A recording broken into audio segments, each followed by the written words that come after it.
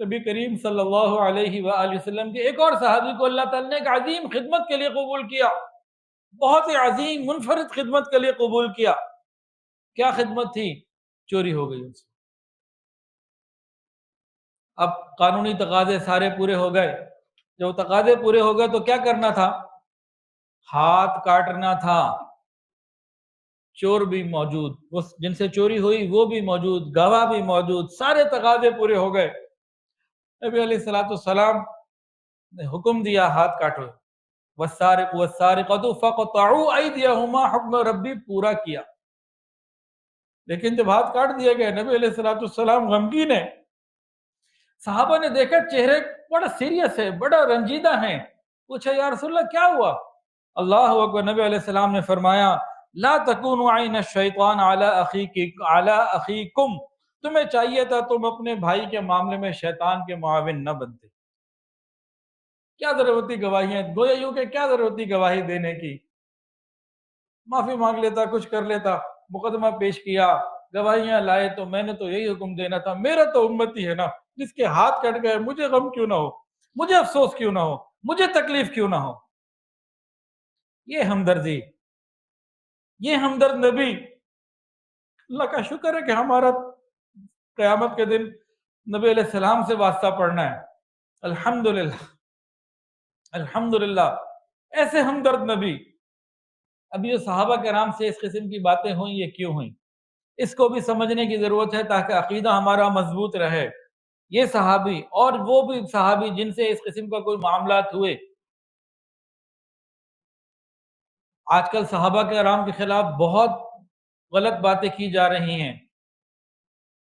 یاد رکھیے ہر صحابی سے اللہ راضی ہے، اللہ کا رسول راضی ہے، تمام صحابہ کرام سے، کوئی بات ان کے لیے ہلکی غلط نہ نکلے۔ جب اللہ ان سے راضی تو میں کون، آپ کون ان کے بارے میں کوئی غلط بولنے والے؟ ایک بات۔ دوسری بات، صحابہ کرام کی قربانیوں کے، محبت رسول کے، ایثار کے لاکھوں واقعات، اور یہ والے گنتی کے 2 4 5،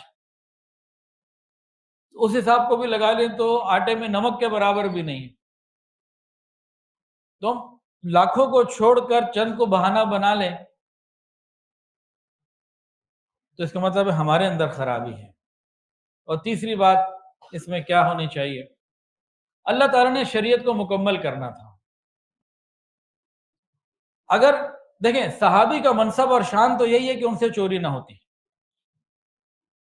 اگر نہ ہوتی، نبی علیہ السلام کی زندگی میں ہاتھ کاٹنے کا پریکٹیکل معاملہ نہ ہوتا تو آج ہم لڑ رہے ہوتے۔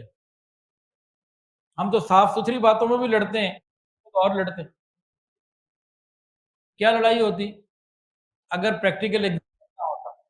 کوئی کہتا ہاتھ کو یہاں سے کاٹ دو، ہاتھ ہی کاٹنا ہے نا، کوئی کہتا نہیں کلائی سے کاٹو، کوئی کہتا ہے یہاں سے کاٹو، کوئی کہتا ہے یہاں سے کاٹو، کوئی کہتا ہے سیدھا کاٹو، کوئی کہتا ہے الٹا کاٹو، کوئی کہتا ہے دونوں کاٹو، اور کوئی کہتا ہے بھئی ہاتھ کاٹنے سے مراد جو ہے وہ یہ ہے کہ اس کے مال اور اسباب سب کچھ ضبط کر لو تو ہاتھ ہی کٹ گئے، قوت اس کی ساری لے لو، تو فیصلہ ہی نہ ہو پاتا۔